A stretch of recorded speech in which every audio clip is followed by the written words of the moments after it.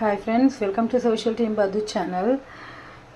உலகத்துலேயே ரொம்ப கொடுமையான விஷயம் தெரியுமா? நமக்கு தேவையானதை சில நேரங்களில் முடியாமல் இருக்கிற நேரத்தில் யாராவது செஞ்சு தரமாட்டாங்களா அப்படிங்கிற நேரத்தில் நம்மளே செஞ்சு சாப்பிட்றது. ஆமாம் ஃப்ரெண்ட்ஸ், சுத்தமாக முடியல, ஆனால் இப்போ பசிக்குது, சாப்பிட்ணும். இவங்க இருந்தால் செஞ்சுருவாங்க, பசங்களும் இல்லையா? ஸோ நானே இப்போது எந்திரிச்சு பண்ணுறேன். சட்னி ஃப்ரெண்ட்ஸ், தேங்காய், பச்சை மிளகாய், வெங்காயம், பூண்டு போட்டேன். தெரியுதுங்களா? நான் முதல்ல எடுக்கணும்னு பார்த்தேன், சரி இது எங்கே எடுக்கிறதுன்னு, சரி ஓகே எடுத்துடலான்ட்டு. பாருங்கள், பெரிய வெங்காயம் தான், சின்ன வெங்காயம் இருந்தால் அது போட்டுக்கோங்க. இது கூட நம்ம என்ன பண்ணலாம் அப்படின்னா, எனக்கு தோலெல்லாம் இப்போது அது எடுத்து போடுறதுக்கு தெம்பில்லை, அதனால் வேர்க்கடலை கொஞ்சம் போட்டுக்கோங்க இது கூடயே. அப்புறம் பார்த்திங்கன்னா ஒரு பொடி பொட்டுக்கடலை இது கூடயே போட்டுக்கோங்க.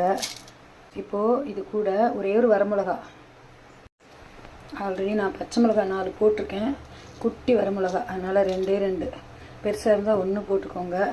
புளி ஆப்ஷனல் தான், வேணும்னா போட்டுக்கோங்க. உப்பு போட்டுக்கலாம், உப்பு கொஞ்சம் போட்டுக்கலாம். இதை அரைச்சிடலாம் ஃப்ரெண்ட்ஸ். கருவேப்பிலை, கொத்தமல்லிலாம் உங்கள் இஷ்டம் போட்டுக்கிறது.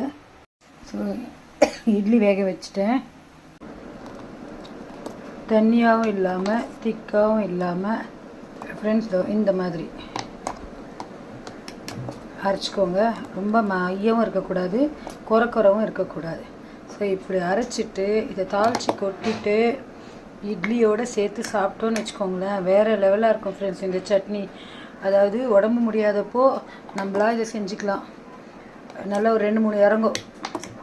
இருங்க, நான் இட்லியோடு சேர்த்து காமிக்கிறேன். தாளிச்சிட்ட பிறகு இட்லியோடு நான் காமிக்கிறேருங்க. கடுகு, உளுந்தம்பருப்பு, கடலைப்பருப்பு, கறிவேப்பிலை போட்டு தாளிச்சாச்சு ஃப்ரெண்ட்ஸ். இது என்னால் பாத்திரத்தில் கூட மாற்ற முடியல, அப்படியே இருக்கட்டும். அப்புறம் இவங்க மாற்றிப்பாங்க. So chutney ready.